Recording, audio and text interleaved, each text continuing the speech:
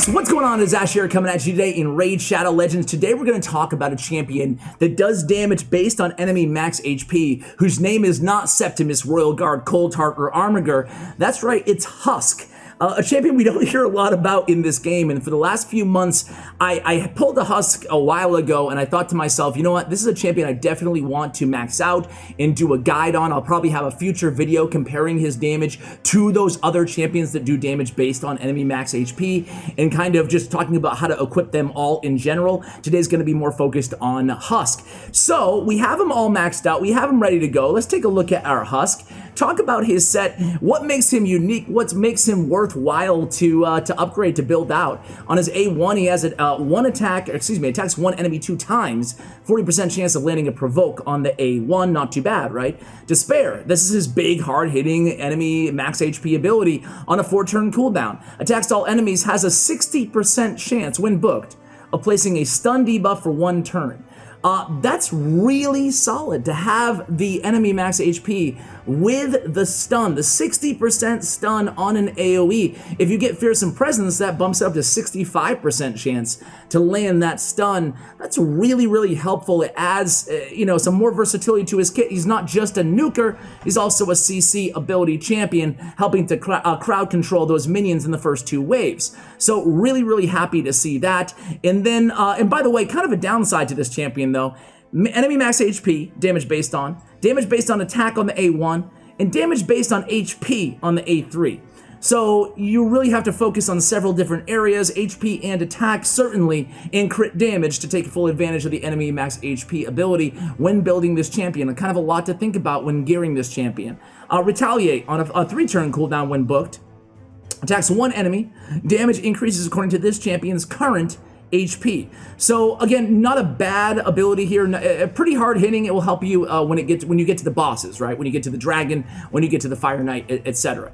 So his aura is HP in arena battles, kind of whatever on that. Let's talk about his masteries real quick. You have some options when it comes to masteries. Certainly a number of different directions you can go with this champion. You can set him to ignore enemy or put him in a savage set. Ignore defense with Helm Smasher. You can put War Master for extra damage onto bosses. However, I find with any a champion, that does damage based on enemy max HP, I like going with the crit damage on the flawless execution. Just my personal preference. Go with what works for you. One thing about this champion is he'll be killing a lot of champions, especially in the waves, especially if you have him as your main nuker, which you should on a team that he is on. So you want to make sure you're picking up the Whirlwind of Death, increases speed for each enemy killed by this champion. Get that plus 18 speed by the time that you get to those bosses. Also on the support tree, something to note here, if you do decide to go support, we already talked about if you wanted to go all the way to Fearsome Presence and get that 5% chance, it will apply to his provoke and his stun in his kit, so you get dual purpose there.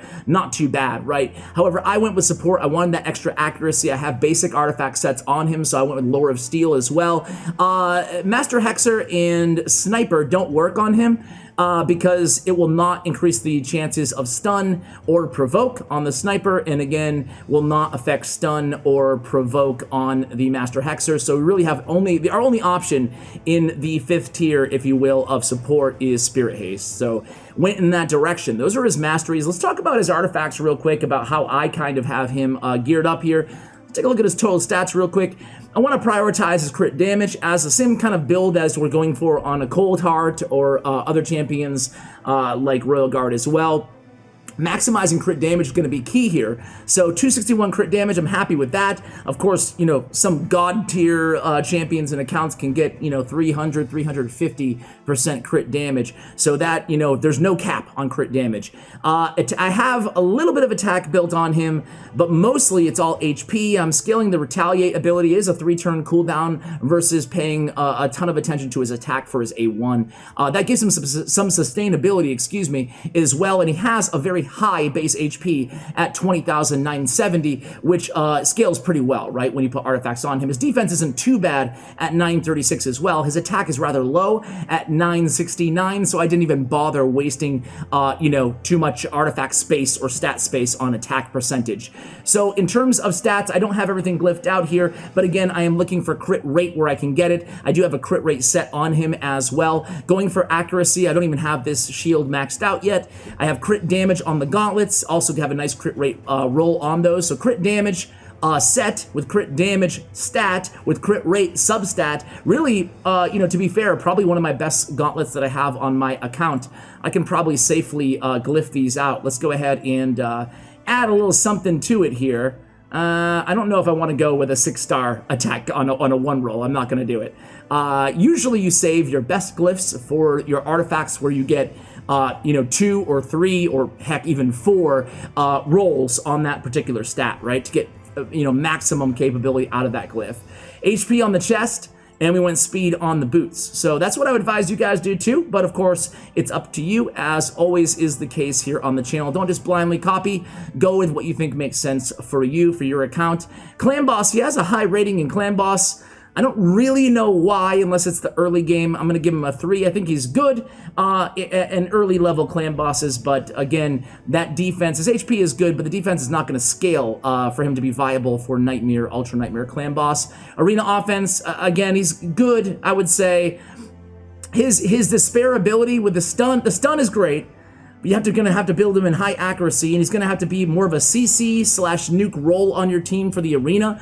You're not using him as your main nuker in the arena. He doesn't hit hard enough because it's based on enemy max HP, and obviously other champions in PvP don't have as high HP as minions or bosses in dungeons. This is really, in my eyes, a dungeon specialist, a dungeon champion. More similar to Royal Guard, in terms of comparison.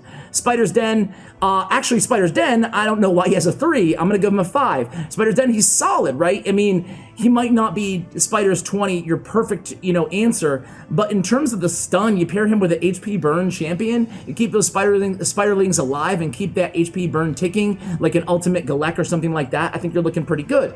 That AoE is pretty hard hitting. You can use his Retaliate, his A3 ability, on the spider as well. Dragon's Lair, I'm going to give him a 5. I think that's probably where he's best suited, especially in Dragon's 20 with the Affinity matchup.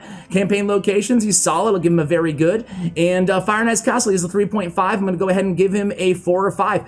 It depends on what you need, as with every champion that we review here on the channel, but I think that he is very serviceable in Fire Knight's Castle as well. We'll show him in Fire Knights. Actually, let's go ahead and start him out in campaign, just to kind of show you what kind of damage he's doing in 12.3, as we kind of do on every champion guide. I did my first Galek guide 2 days ago, in case you missed that. Put him in some really nice gear and just saw what he could do. So 56k, that was his A3 there. His Despair should be up next. And this is actually, I shouldn't have put him in 12.3, my bad, guys. This is a negative affinity going against Spirit, but it is what it is. He's going to get some weak hits, unfortunately, but you'll at least see what kind of damage you can do. He's not a campaign farmer for 12.3, that's for sure. So 54k on his A3. I just want him to do one kind of Despair here. Is he even going to do it? Like, what's the deal here, man? Is it... Okay, he's not even doing it. I'm going to take him off auto. And what a disaster. Next time, get the affinity right, dude. All right, boom. Okay, weak hits, awesome. Hope you guys enjoyed that portion of the video. I could edit that out, but I'm lazy. I'm not gonna do it. So let's take him to a dragon instead, take him to a dungeon instead, and we will cover him in Dragon's Lair. But first, I wanna show you him in a Fire Knight team, just to see what he's capable of. How hard is he hitting? Is he gonna stay alive? All that good stuff. So Stag Knight's on this team to get those debuffs down. You can see all those stuns. 1, 2, 3 stuns landed. Sounds about right in terms of the probability, and stun is just so good. I mean, he's gonna be keeping the team alive just through crowd control, right? With his stun ability on that Despair. It's really solid. I love stun champions in this game. I love that you don't need to put artifacts on him. You're getting that big damage, and you're getting the provokes in the stun. Between the provoke on the A1 and the stun on the A2, you want to make sure you have 200 or so accuracy on this champion for level 20 dungeons.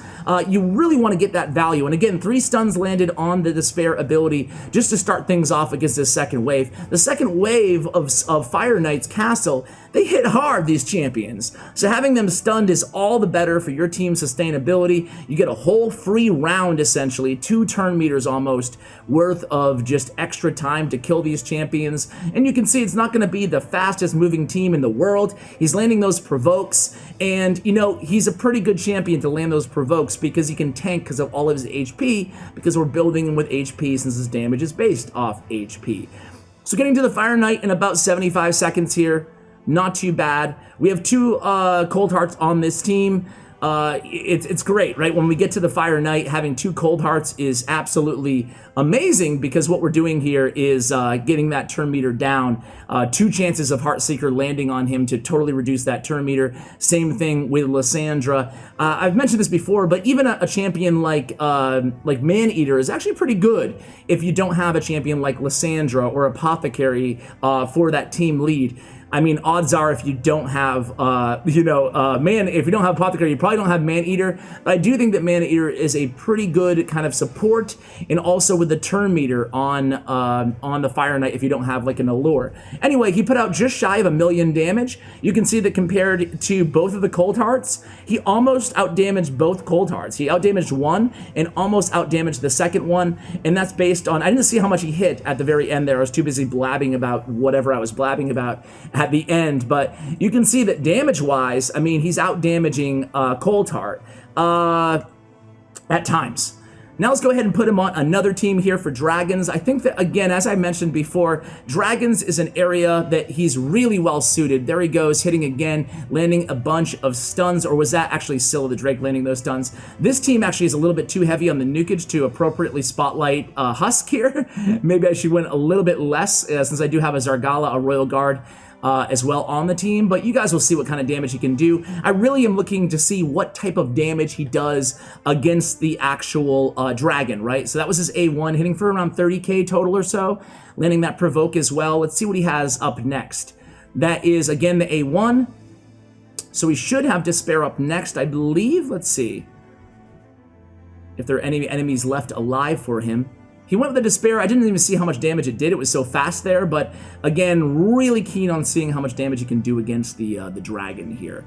So, you know, he's going pretty fast. I like this champion moving pretty fast. Any champion that you want to have some crowd control versatility onto your team, you want them going fast. You want them in speed boots. So again, obviously the provoke is going to be blocked, not susceptible to provoke on dragon. Let's see, Despair maybe up next. Let's see. There's takedown, 560 damage. That's back to his A1 there. So 560k on Royal Guard, 563k on Despair. Right there with Royal Guard in terms of damage dealt. Granted, this is a good affinity matchup for us, but still, I mean, he's putting out really solid damage. If you don't have a Royal Guard and you're sick of seeing YouTube videos of people doing a ton of damage with Royal Guard, but you have a Husk sitting in your champion vault, go ahead and consider him. He's definitely a champion that you can consider to build for HP, do a ton of damage to bosses. He might have the final blow here if Royal Guard doesn't beat it. Now Royal Guard's going to beat him to it. Unfortunate there, but you can still see that, you know, that last 500k that Royal Guard out-damaged him by was really that final blow there. But Husk put up over 1 million damage, more than Zargala. Would have been right along the lines of Royal Guard there as well. So you can see this champion is definitely a viable max HP base champion out there in the game. So I think that you guys will have a lot of success with him. And as opposed to Royal Guard, I'm not saying he's better than Royal Guard, but he does have that CC capability with the stun there as well, so in the provoke. So I think his kit is really, really useful. I do think he is an incredibly underrated champion in the game. Have I made a believer out of you guys, or are you still skeptical on Husk? Let me know in the comments below. Thank you for watching. Really appreciate it, and as always, take care, guys.